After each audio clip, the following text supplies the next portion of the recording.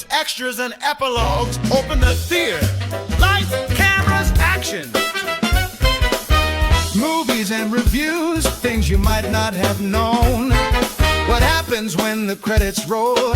Let's get on with the show. When a wilderness-themed TV show's ratings start to drop, a group of animal fans go to the Andes Mountains in search of Bigfoot to save their program. I realize it kind of sounds like I'm about to do the whoa. It's not. It's just that's just my voice. I didn't realize how I was going to sound when I tried to sound excited until I sounded excited, and now I realize what a mistake this is. Welcome to Extras and Epilogues, ladies and gentlemen. Nostalgic November rolls right along, as does the sweat down my face, because the mere act of talking is exhausting. My name is Shannon Young. The theater is open once again.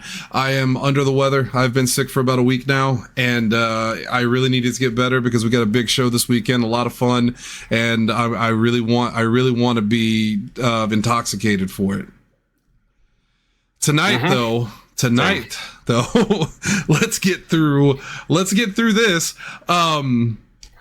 We're reviewing Strange Wilderness, which is Zach Kurgis's nostalgic pick for November. And though he has already confirmed to us that he immediately wanted to change his answer, we said, no, buddy, you're stuck with it. Let me introduce the cast for tonight, of course. We have Double H. Shannon, I don't know if you know, but no matter how many sea lions are killed each year by sharks, it never seems like enough. And the aforementioned Zach Kurgis. Ooh. I knew it was coming. Oh, what the fuck? Look at his teeth. The shark, not Kurgis. He's not Tanner.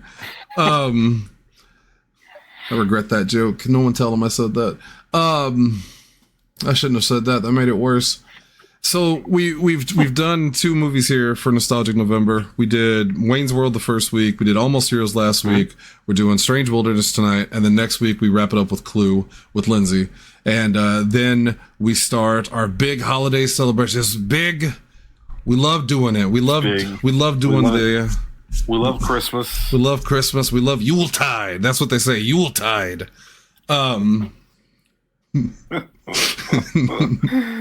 Oh my god, I hate it. This is gonna be a bad show. It's how you feeling, Hunter? You good? Let's go on with the show. Zach, you all right? I'm chilling. So, we're doing Strange Wilderness tonight, which is a Happy Madison production. I've never seen this film. Hunter had never seen this film. Zach had. It was a childhood favorite. And like I said, the moment he suggested it, he, like 2 days later, said, actually, can I pick a different movie? But we said, no, that's locked in, buddy. You can't go back on that. That's too late. That's solid. This is accurate. Well, and in fairness, too, I had seen the trailer for this when it was coming out back in 2008, and the trailer looked hilarious. It does. It looks very funny. I mean, the number of times that my wife and I laughed at that fucking shark bit. It's like the eagle bit from Almost Heroes. Right. It looked so funny. And then for whatever reason, I didn't see it then. And then it just got away from me, and I just never thought about it again until it was brought up, and I was like, "Oh, that's that fucking movie with the shark and the yeah, of course I want to watch this." And Zach was like, "Well, hang on, yeah, maybe you don't. Maybe we can do a different movie. Pump your brakes, slow down." And I was no, let me see it. Funny shark movie. Will Zach Kurgis's pick tickle the fancy of our hosts? Or is it another Annihilation? Let's find out tonight. Let's get to the stats. Released February 1st, 2008. Directed by Fred Wolf, who's really got a stellar repertoire here. The House Bunny, Joe Dirt 2, Drunk Parents, amongst other films. Written by Fred Wolf and Peter Galk, who are also the names of the main characters in the film. And were they both staff writers for Saturday Night Live, or just Peter Galk? No, Peter was. Yeah, Fred didn't, as best I could tell, didn't have any other writing credits. He may have helped write on Drunk Parents, but yeah, Peter's whole thing was he wrote for SNL as a staff writer, and that's it. And it actually has a very good cast. Much like Almost Heroes, it has a very good cast. Steve Zahn, I'm actually a big Steve Zahn fan. I think Steve Zahn's great. He's very funny. Jonah Hill, I've never been a huge fan of, but I thought he was funny in this, and I think he is funny. I'm just not a huge fan of him. I was a very big fan of both Jonah Hill and in your next guest there, Justin Long. That movie they did, Accepted, which I haven't seen in years, and I'm worried now probably doesn't hold up, but I loved that movie back in college. And both of those guys then they spun off to do other stuff that I liked kind of in that same vein, because Justin Long was in Waiting, which is another comedy that I'm positive doesn't hold up in terms of Ryan Reynolds too. But it's still very funny. Ryan Reynolds is in that. Anna Faris is in that. And then Jonah Hill, of course, goes on to do a ton of other stuff, like Superbad, one of my all-time favorite comedies. So, it's a stellar cast. And you know who the last guy is there, right? Well, before I get to him, because I was gonna, that's actually a little funny story. I have to ask this because it's been driving me crazy. And I didn't look it up because I'm lazy. Justin Long, he had something to do with computers, right? Am I remembering something correctly? The Mac and PC commercials. Okay. He was Mac. That's what it is. Yeah, and then I forget the name. There was a stand-up guy who was the PC guy, but yeah, that's who they were. Because I kept thinking, was he the Dell guy? No, he's not the Dell guy. Nope. That was a different guy. It was the I'm a Mac, I'm a PC, and of course he was supposed to be the Mac that was like cooler. He was superior, yeah. Kevin Heffernan, who is, remember Broken Lizard? Because... Yes, he's Arma from Super Troopers. Yeah, when I started watching this... yeah. When I started watching this movie, I was looking at that guy going, man, he looks familiar. He looks so young in this, like a child, baby face. He's he's also, we didn't talk about it a whole lot during the Super Troopers review this month, last year, actually. I think it was right around this time. Yeah. But he's in, he's in all the Broken Lizard stuff, but Beer Fest, where he plays one of my favorite roles, a dual role of Landfill and Landfill 2. Yeah. Because after the character Landfill he plays dies, his twin brother inexplicably shows up to do exactly the same thing he can do, and says, it would make me feel really good if you guys would also call me Landfill. I'm really sad that we never got the sequel movie. I've never seen Beer Fest, but I've heard Fest. I've heard you guys talk about that part so many times. I really want to watch it because that is funny. It's frustrating. I think that freaking bit with the doll, the little Punch and Judy thing. Oh my god! I really think you would like it more than you like, because I know you like Super Troopers well enough. I did. I think you'd like Beer Fest even more. Beer Fest, I think, is actually probably the funnier movie overall. Yeah, because I like Broken Lizard. I like Club Dread. I've seen Club Dread, and I liked it. So. And they just wrapped filming on Super Troopers 3. Super Troopers 3. Recently, yeah. The second one's fine. We'll get around to it sometime. The second one's fine, but the first one, we reviewed it here. September. Also in this movie, Ashley Scott, I think is her name. And that's another person that when I saw her, I went, man, why does she look so familiar? I know her. She was in Birds of Prey. She was Huntress. And she has a very distinct face. Like, you know what I mean? She was on the show Birds of Prey. The show Birds of Prey. I was going to say, because the movie, that was Mary Elizabeth Winstead. If I remember correctly. Yeah. She was on the TV show, which I did watch. It just now dawned on me. I'm sure this wasn't the reason she got hired or whatever, but she's also, Mary Elizabeth Winstead is married to Ewan McGregor. So, yeah, all that comes together. Didn't think about that myself. A bunch of people from Adam Sandler films are in this movie. The one that talks funny, the old one, and we talked about it last night. Blake Clark is in this. Blake Clark, one of my favorite character actors. He's Sean Hunter's dad, Chad on Boy Meets World. He's Farmer Fran, which I thought was one of his. It's very funny. I love that part. Yeah, he's the voice of Slinky Dog after Jim Varney passed in Toy Story. So Blake Clark is great. Ernest Borgnine? Isn't that who that was? Ernest Borgnine. Ed Begley. No. Ernest Borgnine. What a strange just showing up in this. And you can tell they didn't have enough money to keep him because he shows up at the beginning and then he comes back at the end. Right. Even when he shows up the second time, they go, "What are you doing here?" Yeah, like I didn't know we must have found some extra money in the cushions. Yeah. I don't know the name of the guy that plays the sound guy. I think Jeff is his name in the movie. I don't know his name, but he was the star of Grandma's Boy, which I've never seen. He's also been in a bunch of Happy Madison stuff. But Peter Dante? No, because Dante's the funny talking one. I'm way too big to drive to the devil's house. Oh yeah. Baked. You're talking about the older guy. When you were talking, when you kept quoting that last night, I thought you were saying I'm too big to drive to the devil's house, and I was like, what does that mean? No, he gets a phone call and he's like, I think it was the devil. He wants you to come over. He's like, you got to drive me there. And he's like, dude, I'm way too big to drive to the devil's house. And they have this monkey, and then there's a smash cut to the monkey driving the van, and he just goes, "Drive, monkey, drive." It's the funniest thing he's ever done, and he was never funny again after that. Grandma's Boy? No, I've never seen it. I've never seen it. Yeah, Grandma's Boy. The guy I'm talking about. Love it. I'm gonna look. Yeah, I would not. So that guy, bullshit. That guy we were talking about just now was Peter Dante. Alan Covert is the other guy. Yeah, okay. Alan Covert. Yeah, Alan Covert. Yeah, that's what you're talking about. And I was gonna say, I actually think he's very funny. I think he's pretty good. Like he's a good good secondary actor. You know.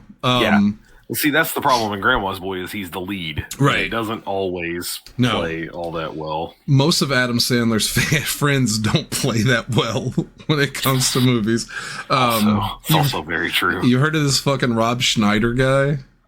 This fuck? They all play the same person for the most part. So does Adam Sandler usually. Yeah. Oh, did we get around to mentioning that like Robert Patrick is in this? No, I was about Joe Don Baker is in this. I was getting to those. Like, yeah. Joe Don Baker and Jeff Garland at least play a role that is semi-important to it. Robert Patrick is just like, it's so pointless him being there, and it's not funny. What a waste of Robert Patrick. Was an amazing actor. What a waste. The guy that plays the dickhead nature guy, he's also a big actor. What is his fucking name? I'm gonna look it up real quick. Harry Hamlin. Harry Hamlin. Yeah. Harry Hamlin. Yeah, I'm looking at it right now. Yeah.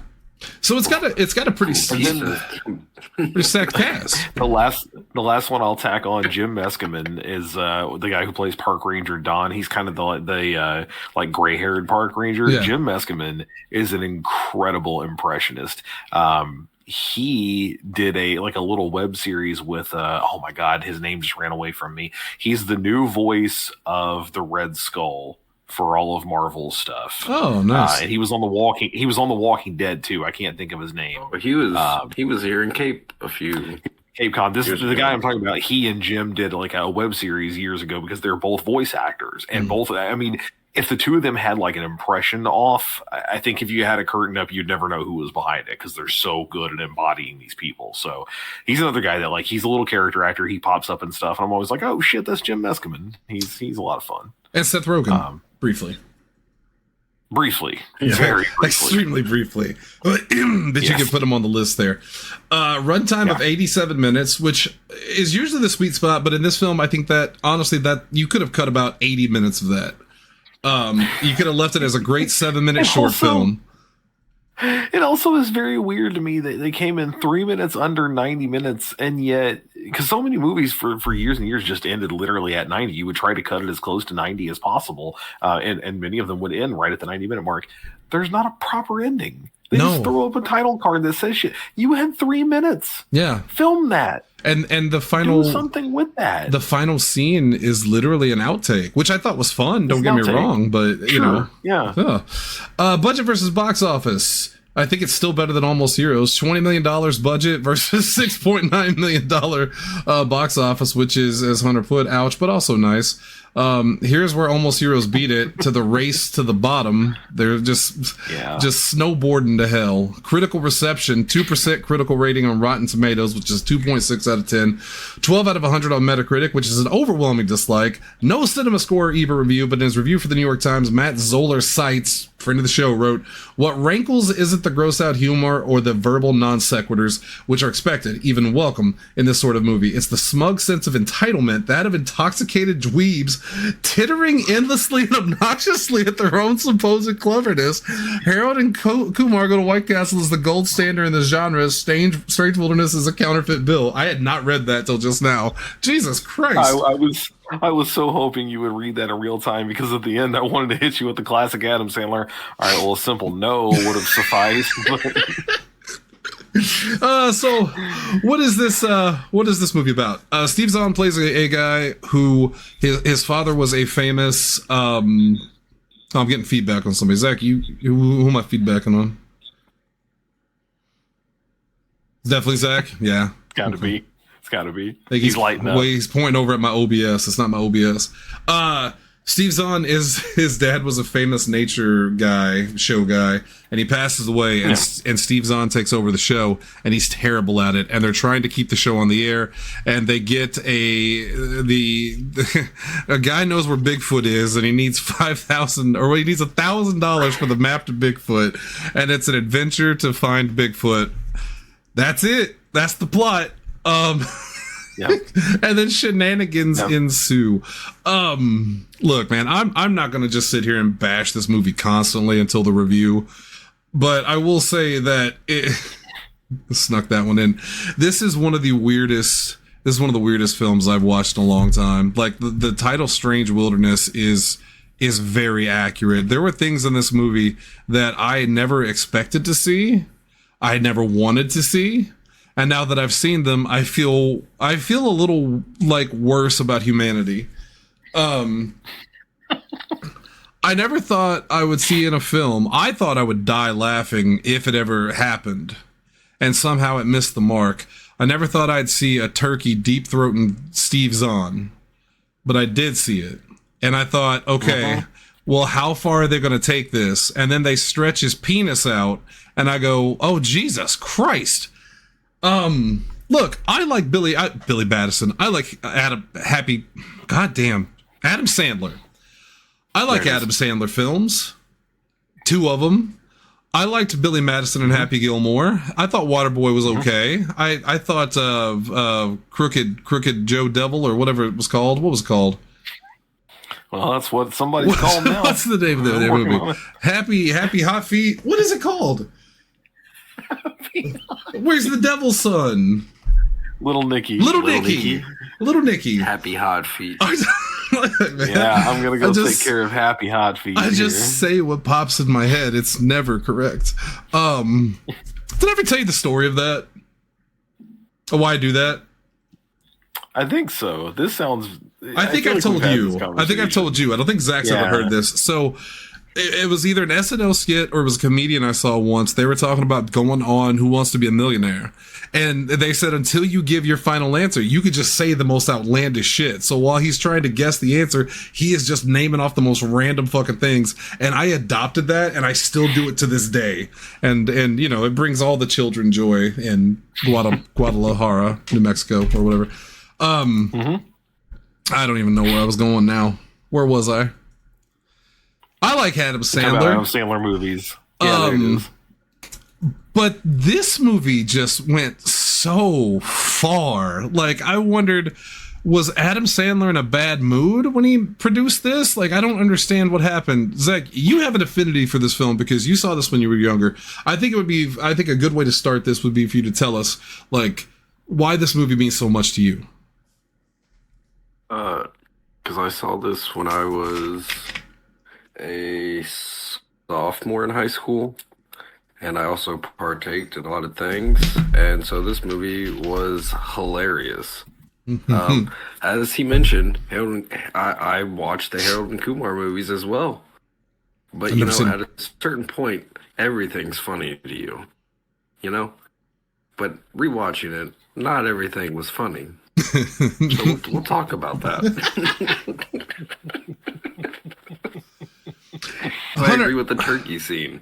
Why do we have that? And why do these people that are watching this government turkey, if she's supposed to be with you guys, how did she have time to make a nest, have babies? Right. What is happening? Attack a penis? What's happening? Hunter, this is one of those, this came out during that era of comedies where they were trying a new style of comedy, one without laughs. How the bold take. How did that translate to you as someone who enjoys comedies with jokes? Man, I feel like I'm jumping toward my review at this point. I wanted to love this movie, which I know I said about Almost Heroes last week too. And to be fair, I want to love everything that I see. I hope. Oh, right. Yeah, that's also important. I didn't hate Almost Heroes. I didn't love it, but I didn't hate it. Anything that we watch, I want to love. I want there to be a new thing that I want to watch on a regular basis. But I was more or less going into this movie blind, save for the trailer, which again I thought was very funny back then and even now. Frankly, if you look up the trailer right now, you're gonna laugh. Yeah. The trailer's funny. Yeah. I actually likened this movie going into it anyway. I assumed this was going to be more like a Hot Rod. This feels like a Hot Rod type of movie, and I love Hot Rod. And I'm fully aware. We reviewed it for the show. I'm fully aware of how stupid it is. I'm fully aware that it is a very long SNL sketch that sometimes gets a little long in the tooth and could use a little breakdown. I get why it's not for everybody, but that movie works for me. This one did not. I think it's just a style of humor. Like I'm more likely to fall into an absurdist kind of Andy Samberg. Same. What the hell is happening? Like a Cool Beans. That Cool Beans thing that happens in that movie is so out of nowhere. And even he didn't want that in, but they went, no man, this is your style. Your people are going to love this, and they did. This movie, I guess, really feels like, 'cause it's 2008, so it's between Sandler's like crazy rise to popularity, meteoric rise to popularity in the like 90s and early 2000s, and then the comeback of Sandler's actually a good actor. He's doing stuff like Hotel Transylvania, where he's elevating an animated movie just by being a good voice for it. He's doing stuff like later on Uncut Gems, which we referenced a million times here. It was in that middle spot where he's not really doing anything. His friends are doing all the things, and it really can't be stated enough that just being around Adam Sandler is not a predilection for being funny. It doesn't work that way. Yeah, and I jumped off the Adam Sandler train pretty quick, admittedly. Like, I know Jesse still loves Adam Sandler. I think he's fine, but my sense of humor definitely it changed from the Adam Sandler sophomoric style of humor to like more of an absurdist humor. Mr. Show with Bob and David, Tim and Eric. Eric Andre, Tim Robinson, we just talked about last week. God, I do sound like Donald Trump when I'm sick. Why did you say that? You'll never get rid of it. I'll never get rid of it. So, when I go back and watch Sandler films, like, I can see the decline of my interest in them from Billy Madison to Happy Gilmore to Waterboy to Little Nicky, and then that's when I jumped out. I hated Little Nicky so much, I said I can't watch any more Sandler films. And this film reminded me more of Little Nicky than Billy Madison and Happy Gilmore. But it's not all terrible. Like, I don't want to. Again, I'll save it for the review. We could talk about some of the things that we really did like. I thought that the shark part is still funny, and you know what? Actually, this is something you said, and I completely agreed with. If the movie had been more of that, because I thought it was. I thought the movie was going to be a lot of nature stuff with him narrating it, because that's always funny. Like, I don't think there was a time I didn't like chuckle when he was doing that. But that's only like 5% of the movie, and the other 95% are a bunch of obnoxious people doing obnoxious things. Yes. Yeah, so much of this would have been better served. And this was when I said it kind of reminded me, in a way anyway, of Almost Heroes. One of my big criticisms of Almost Heroes was I want more Farley and oh my God. Perry. Help me out. Matthew Perry, thank you. I want more of them and less of the side characters. And that was kind of true here too, but it was less about the character problem and more about just what they were doing. At least in Almost Heroes, pretty much everything was in service of we're trying to get across the country. I said I think you could cut the Hidalgo stuff because none of that ever felt like it was in service of that. And that's a big part of the reason why. This movie has kind of the same problem. From the get-go, it should be very simple. Peter's dad was great at what he did. And frankly, if you couldn't get, a Jack Hanna or somebody to do it, I really would have been great if it had been somebody like that. But this is who it is. He was great. He passed away. He drops the show to Peter. First of all, we need to see Peter sucking at the show to begin with. We need to see, these awful voiceovers where he's completely wrong. We need to see him out in nature getting hurt or, whatever whatever goes wrong anyway. The show's on the ropes, and then they get this lead. We're going after Bigfoot. And the rest of the movie should be nothing but that. There are so many times in this movie where they divert away from that, and then there's just some plot contrivance where, oh, now they have the money to do it, or oh, now here's the guy, or whatever. It's like you said, you're padding the runtime. It's like 80 minutes worth of a movie that feels like it could have been about, a seven's a joke, but realistically, this movie would have been about an hour long. If you had cut it down to just the stuff that could have worked or did already kind of work. And I know it's a comedy, so not everything is has to make sense, and it's an absurd comedy, but the part where they find the other team killed and cut in half and all that, there's no payoff to that. Yeah. There's no, they run across the pygmies too. I apologize for using that word. That's what they say in the movie. Right. You would think that, they're going to also run across them and maybe there's going to be a funny sequence, but they don't. There's no payoff to it other than the dude dies. It's a funny scene. I told you, you guys is what? The only other payoff you get from it is at the very end. That breaks the guy who plays Fred and they start laughing. That's not really a payoff, though. That's just but it's funny. Nothing comes of it. Yeah, it's funny, and I do like that scene of him going, "You gonna punch him in the face? You promised." I laughed at that part because I also thought, well, that if he punches him in the face, that's going to be very funny. It's so, right. And he should have punched him in the face. Yeah. The guy should have been like, "What? I'm dying. Why'd you do this?" I don't know, man. You fucked the guy's wife. Yeah, I don't know why they didn't. You showed us a sideward, thing.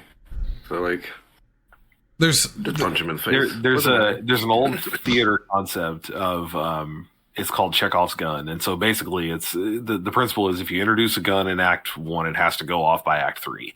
You can't have an element to a story that clearly has a purpose and then not use its intended purpose. And that's one of those examples where you go, okay, you put the thing there.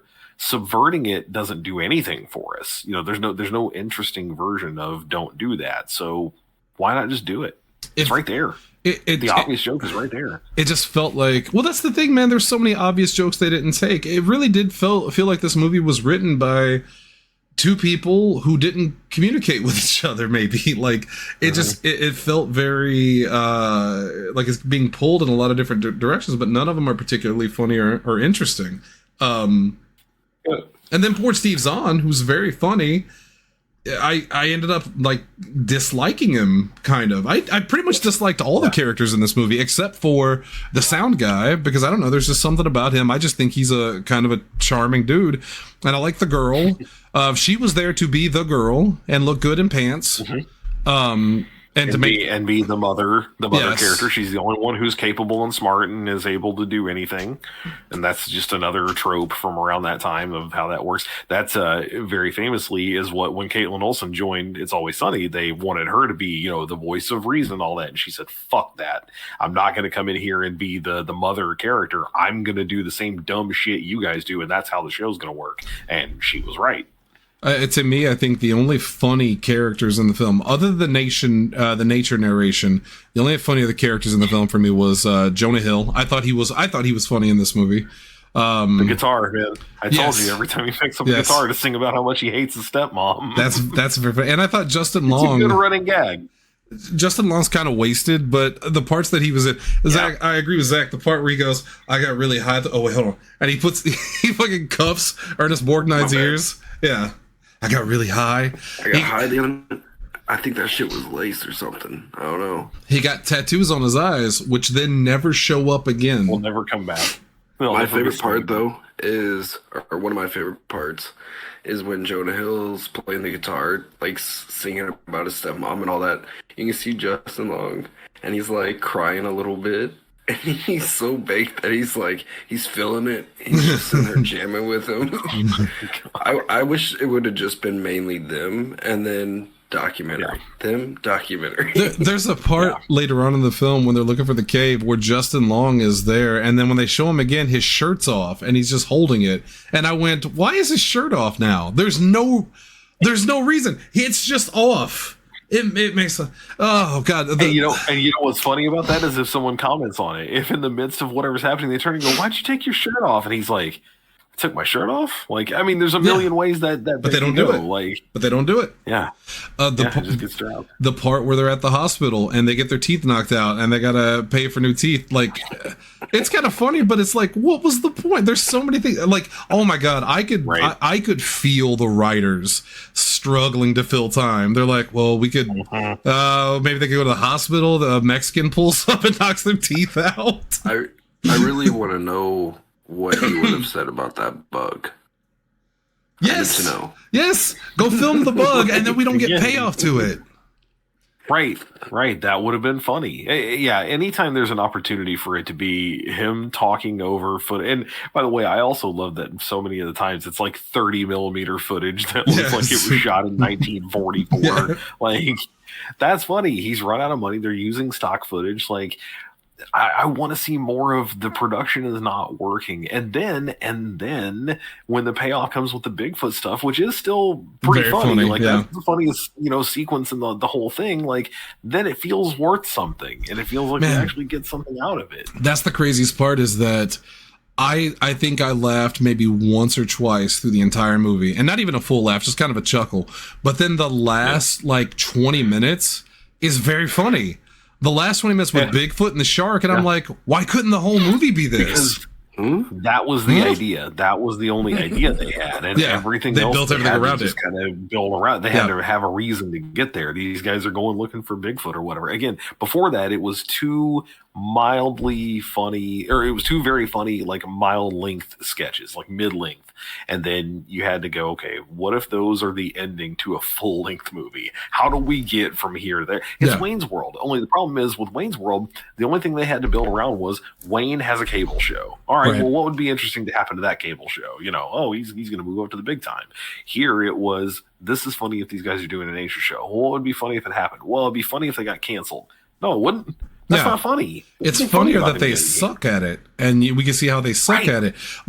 One of my biggest issues is that the film keeps setting up problems like a movie should, that they get instant payoff to with no trouble. Like, we don't have enough money to, we've got the $1,000. Well, now we got our teeth knocked out. Well, what are we going to do? Well, now suddenly there's a turkey that's worth $5,000. Oh God, we lost all of our equipment because Robert Patrick stole it. Well, this guy died and we could just take his equipment. Like, it keeps setting up these really okay, well, what are they going to do in this situation? And then immediately wraps it up with no drama.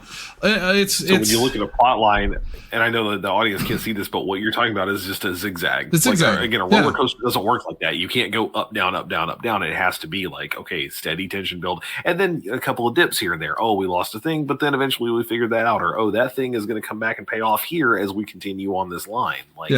That's the, again, like you said, story structure is non-existent here. It felt like a filmed version of an FAQ. It's question, answer, question, answer, question, answer. Okay, well, I think we've had just about enough fun discussing the good things. Let's get to the review. I feel bad. I see Zach's face. I see the blood's gone out of it. No, that's just my white screen. You're good. Oh, no, that's good. Why is it got to be a white screen? All right, on this show, because IMDb won't let me dark theme it. On the show, we follow the 5-point system. 2 thumbs up, you love it. 1 up, you like it. 1 up, 1 down, you are neutral, indifferent. 1 down, you dislike it. 2 down, you hate it. I think Wayne's World is our most recent double up, and then I still think Mortal Kombat, right, is still our Double Down. No, we had another Double Down. Was there another one? There. It was Sucker. It was. It wasn't When Evil Lurks. No. We had another Double Down, didn't we? I could have sworn we had. Well, so okay. First of all, no, you're right. Wayne's World is the most recent Double Up. Man, okay, maybe I'm wrong. Yeah, I guess it was Annihilation. Was the last Double Down across the board? Yeah, yeah. Because I'm looking through the.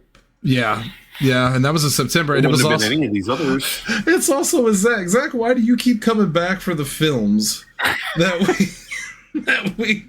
Well, when Dalton's not available, somebody's got to do it. I'd rather have Zach on. Don't tell Dalton I said that. All right, Zach, let's start with you. He's definitely listening. He's definitely Dalton. We're gonna go with Zach first. Think carefully. When I was younger, I definitely would have given this 2 thumbs down without batting an eye. Wait, when you were younger? I still think when you loved it? Yeah. I would have given this sit down. Or not 2. My bad. Okay. I'm about to say, wait a minute. What fucked up weed logic are you on? Sorry. I'm over here and I just keep hearing bubbling. Okay, I'm sorry. Just put the bong down. Damn it, Junior! You almost got him. Oh God! You almost got him. You did. You gotta be careful, Shannon. It's fire season. Oh God! Bear says, "Put the bong down." No, I'm gonna give it 1 thumb up though. I think if you like stupid stoner comedies that are just funny sometimes for no reason, then you'll love it. If you don't, watch the trailer and just say that you watched it. It's fine. Because you get everything funny, and look up the Bigfoot stuff, because that's funny. Yeah. No, I think this movie would have, nowadays watching it, I think this movie should have played a little bit more. Instead of it being like his kids had this show for a while, I think it would have done better as we start the way we started. We get the old footage with his dad. His dad's joking, the goat knocks him over. He seems like a very cool, like a Steve Irwin kind of guy. He actually cared for these animals. He was actually, intrigued by them. He kind of threw in jokes there when the ostrich is eating his shirt, and he's like, "Oh, they like to eat shirts. Ha ha ha." And then you don't have to show him dying or anything. But I think it would have worked better if we would have seen him taking it over, and then it could have gone from that 7 to 3 a.m. and then we're just seeing what kind of schlock he's just putting out at 3 a.m. in the morning for this animal show, which gets us, the things that we get, like, oh fuck, look at that guy's teeth. Ooh. Or Bears are named after a football team in Chicago. There are more bear attacks, or less bears have killed humans than in all of World War I and II. You got it. Attacks on bears by salmon are much less frequent. That's got to be right? Like let's go with that one. Yeah, bears are big and large. Well, that's not right. What about baby bears? Come on. But yeah, no, I think it just would have worked better. And then you could have still done like, okay, Bigfoot, this is how we get back to that 7 slot. I don't even really think you need the guy that's like trying to take over his dad's job that's clearly more successful. Like, why do you need to go find Bigfoot? Nope, whatever. But yeah, no, I say 1 thumb up, but definitely think it should have had more TLC with the writing. But all the documentary stuff's gold. So, why did you film that man dying? Why didn't you think you could help him? Well, he's honored. Okay, here we go. Okay, Mr. Pants. I was thinking about this the entire time you were talking. I was listening, but I was thinking about this the entire time you were talking, and I thought, you know what this movie is? Or what it should have been? It should have just been Tommy Boy. You have a guy with his dad. His dad's super successful. His dad dies. He takes over the business. He sucks at it. You see him failing all the time, and then he hatches a harebrained scheme to basically save the day. It's the same formula. It's the same formula. This movie should have started with the father being alive. I disagree. We should have seen him die to add some kind of emotional weight to it. We should have seen what a great person he was, and then he passes away. And then his son takes it over, doesn't know what he's doing. Things fail. We see the nature stuff as he's just trying to keep his dad's work going, and then realizing he sucks, they find the Bigfoot thing and they have to do this. This is the only thing that can save him. It's such a simple formula, and I don't understand how they screwed it up. And they screwed it up bad, because other than the nature stuff and a couple he-ucks here and there, like I really wanted to like this movie. I agree with Hunter. I really did want to like this movie. But I sat watching it, and most of the time I was a little annoyed until the last 20 minutes. I thought the last 20 minutes or so was very funny.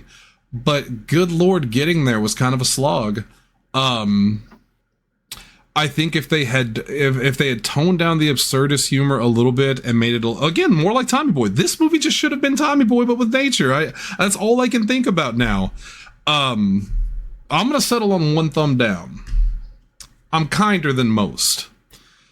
I would not put this movie in the same league as Mad God or Space Jam 2 or anything like that, because this movie, at least in parts, did make me laugh. The ending made me laugh. There were certain scenes that made me laugh. But the first hour of this movie was... It's like I get what they were trying to do, but none of it landed with me. And it made me go, oh God... Is this how Hunter feels when I tell him you gotta watch Gremlins? You gotta watch Phantom of the Opera, brother. This shit's gonna change your mind. It's gonna rock your world. I didn't hate this movie though. I didn't hate it. I didn't like it, but I didn't hate it. I reserve my hate for very special films. I hated Mortal Kombat and Annihilation. I fucking hated that movie. But I am gonna go with one down. Would I recommend this movie? Yes. If for the exact reason Zach said, if you're a stoner, if you like stoner comedy, if you want to get baked and watch something and go, why are they massaging that turkey's throat so he'll let that penis go? You're gonna love this fucking movie. If you love Adam Sandler at his worst, you're gonna love this movie. But that's about the most I could recommend. Otherwise, I agree with Zach again. Watch the trailer. The trailer's funny. Look up the Bigfoot scene. That's one of the... Bigfoot walking out of that cave and going, huh? And then just laying into him with all the bullets is hilarious. And the dialogue after at the camp. What Bigfoot say? I think he said he was saying, huh? Like he was confused. No, I think it was more of like a war call. It was like a death growl. Yeah. Death growl. Oh, how did I not realize I never it? killed anything before. Bigfoot was invented in the 50s by the French to kill Americans. And fuck. Oh God. But yeah, it's one thumb down for me. I wanted to like it, I didn't. And hey, to be fair, I tried to take it back. I watched it and then I immediately said, "Oh no, you did. They're gonna hate this." No kidding. For the 2-3 weeks leading up to this, Zach just kept saying, "You guys are gonna hate this fucking movie," and Hunter and I were both like, "Oh man, it's not gonna be that bad. Come on, the trailer looks great." Well, let's find out, because I'm gonna tip my hat to Hunter now.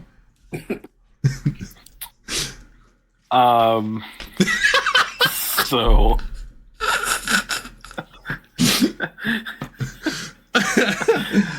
I kind of want to do. My hands are sweating. I kind of want to do like he does in the movie where he goes, no, I quit. You know, I just. Oh boy. So I actually watched this movie 2 weeks ago. I watched this and Almost Heroes basically back to back. Actually literally back to back. One night and one the other. And at the time, I actually thought they were pretty close. Like in the moment, I was like, I have a lot of the same criticisms about these movies. They have a lot of people in them I really like. I see what they were trying to do, but they're not as funny as they could be. And here's the problems with the story structure and all sorts of other stuff. By the time we got to review Almost Heroes, I said it's one down for me because again, I still can't recommend it as a movie. I think there's plenty of things that are funny about it. Again, we've been hawking that damn eagle scene for weeks now, and I'm not letting it go. It's so fucking good. Yeah. But it just didn't work for me, you know, as a movie. However, I can see what does work about it. I can see the order in which it makes sense, and you can watch it and go, okay, this I get this. I get what we're doing here. This movie, unfortunately, does not have as good a distinction there, because again, while there are some things that are funny in this movie, there's no reason to watch it as a movie. The organization of sequences is ridiculous. The things that happen are so just like it reminds me of, to make a pro wrestling comparison, it's not a spot fest, but it is more of it's trying to be a spot fest. Like, we're going to build up to something funny. Don't worry about how we get there. And wrestling is, hey, we're going to build up to a big move. Don't worry about the fact that everyone is standing around waiting, dazed like they're in a video game on the outside waiting to take a hit. And that's what so much of this is. You can see every one of these jokes coming a mile away. And sometimes I say the word joke judiciously here, because there's you know, the hand buzzer thing, like the soon as he starts using that, you go, well, he's going to do that again and again and again. And sometimes it goes on long enough that there's something to be said for absurdist humor being, let's take the joke long enough that it stops being funny and then it starts being funny again. That's what the shark laughing bit is. We talked about this last night, just when we were, you know, playing Xbox. He keeps doing the whoa, whoa, whoa so long that you go, oh my God, okay, it's over. And then he does it one more time and you go, fucking hell, that was funny though. Like, keep it going, you know. But some of these other things, it's either it doesn't get a payoff, so it's not funny to me, or it goes on just long enough to be annoying, but it never gets back around to being funny again. And I'm just going, like, there's so many little pockets of funny stuff that I like, but they're in the trailer. This is maybe the first movie, I think, in, what number is this? This is 135. The 135th episode of the show. This might be the first movie that I'm going to recommend you watch the trailer and skip the movie. That the funniest stuff is in the trailer. And yes, the Bigfoot scene is funny too, and that might be worth a look. But I'll be honest, even that was I think that was a little overhyped for me. Like, I liked parts of it, and I can see where that's maybe the crux of the movie. Like, that's probably what they came up with. I think it's a great sketch. I think it'd be very funny on an SNL or a Mr. Show, you know, setting, but it just doesn't work as a movie for me. I'm gonna land on 2 down, and I, you know, you said that about putting it in the same vein as like a Space Jam 2 or whatever, which, by the way, I don't think I realized Space Jam 2 also Zach's fault. God damn you, Kurgus. Every time with you. I just suggested it. It stuck. Then I had to watch it with you guys. Yes, you did. It's true. You did. We brought you back in for that one. And I gave it its rightful dues. I think in anything, when we have a 5-point system again, there's always going to be gradations. Is this the worst movie I've ever seen? No. Is it among the worst movies I've ever seen? It's not too far from it. It's not great. Is there entertainment to be had? Absolutely. Again, there are things you can laugh at, but there's just no reason to watch this as a film. Yeah. Nothing that gets you from point A to point B is worth revisiting. Watch the trailer, go check out the Bigfoot stuff, and then be done with it. You know, this movie came out far past. Yeah, it was far past when Ebert and at least Siskel had passed away by this point, I'm pretty sure. Yeah.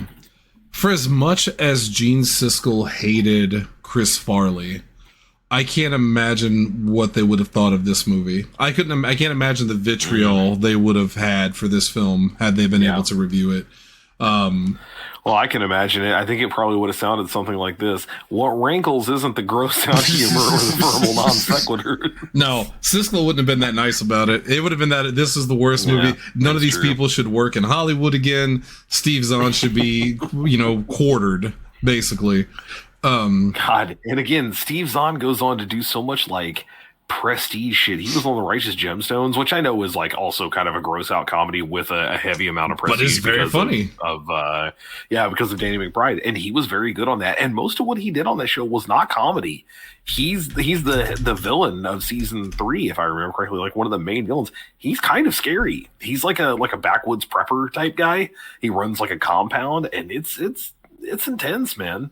I had to look him up real quick because I thought when we reviewed this, I was like, man, what happened to Steve Zahn? He's so funny. And yeah, like he's been in a couple things that I liked since then. He was in a movie called Knights of Badassdom, which is a very fun film if you've ever watched it. Yeah, it is. We watched that at your place. Yep. He was in Dallas Buyers Club, which was a good movie. Yeah, he's also Daddy Daycare, the first one. So again, Sandler. There's your Sandler connection. And he's in the new Anaconda film. Yep. Which also looks completely ridiculous. Yeah. Paul Rudd.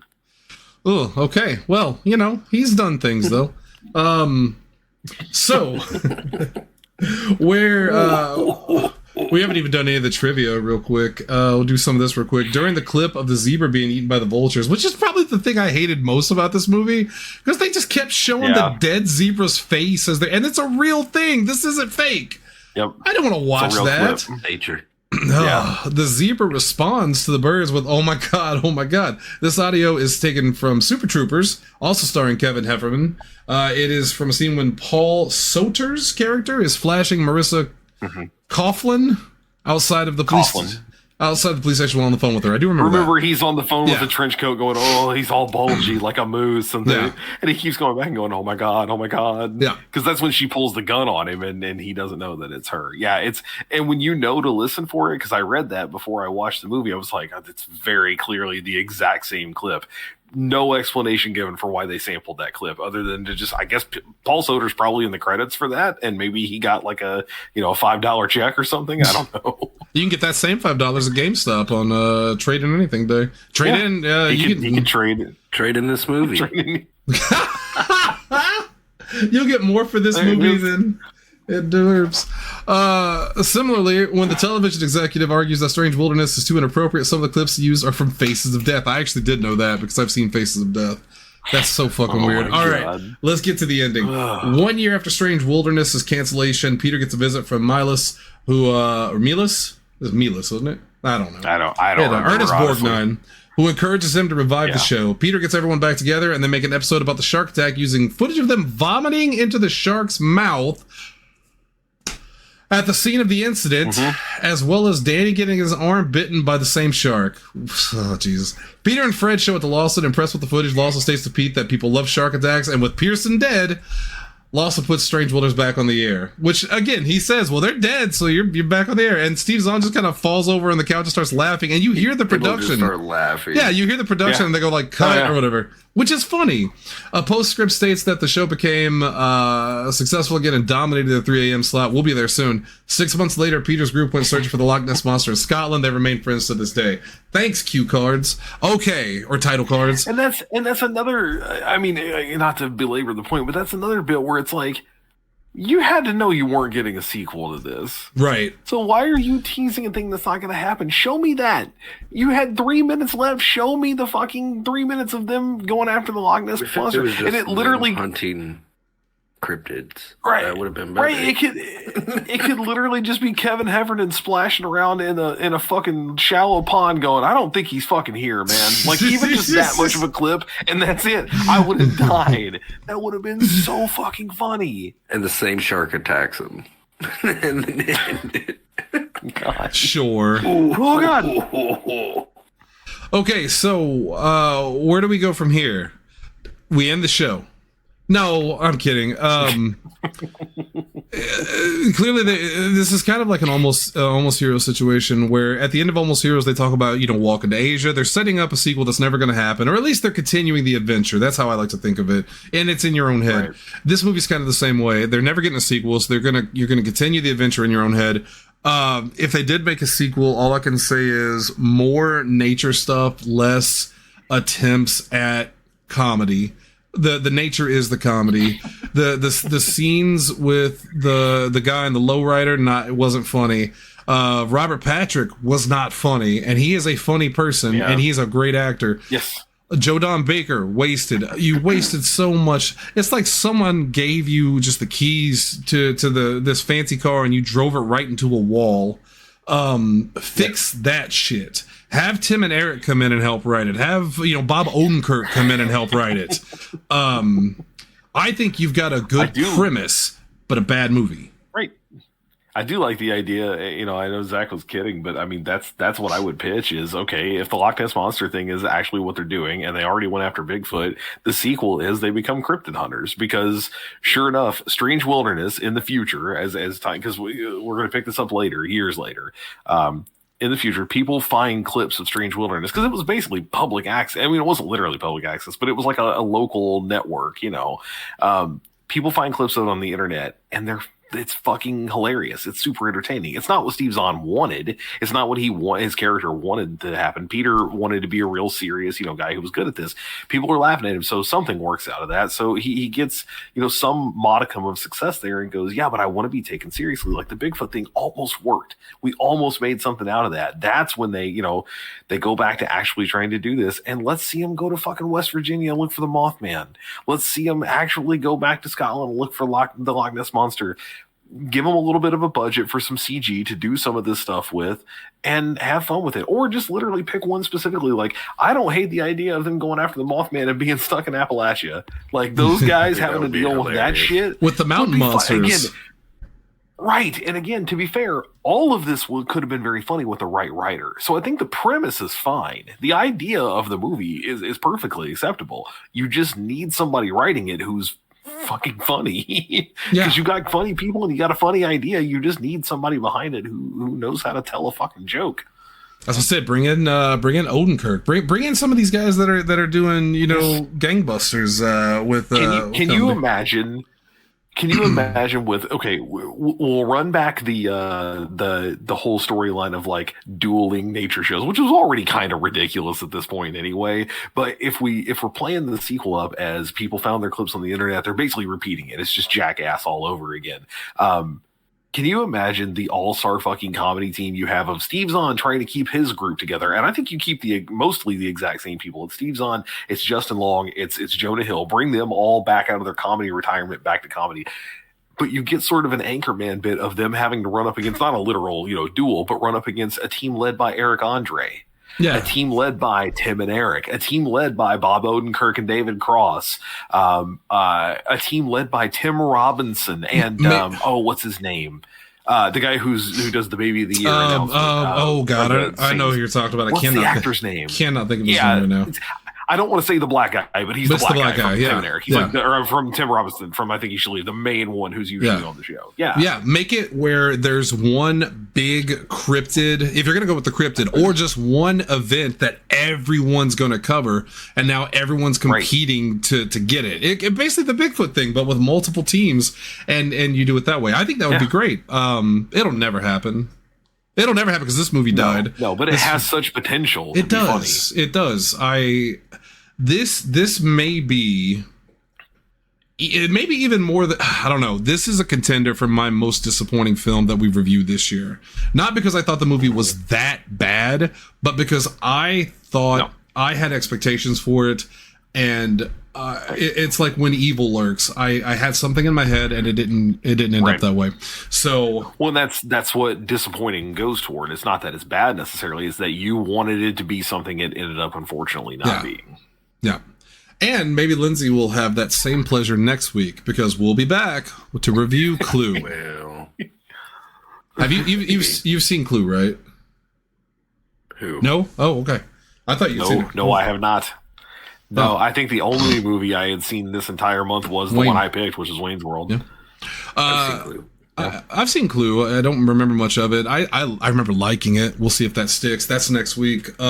Tomorrow we'll be back with an all new After Dark, which will hopefully be enjoyable. And this Friday and Saturday we'll be streaming. Saturday we're doing Pro. Yeah, we have a topic too. We do for Thursday already. It's already out there. Yeah, 5 pieces of media you love to introduce to other people. Oh, I thought you were going to say top 5 things we're going to trade in on GameStop Day. I don't hate that idea. I think we should also do that. I told Lindsay that would be a fun extra. Yeah, that'll be tomorrow. We'll see you guys then. Sorry, I apologize for Milo energy. I'm still under the weather. I got to get it better for tomorrow though. Oh, I just hit a button. We're good still. All right, Double H, take us out. These birds are saying howdy to the zebra. Actually, they're not saying howdy. They're eating the shit out of him. Zach, come on, one time's sake. Give me one more. Oh,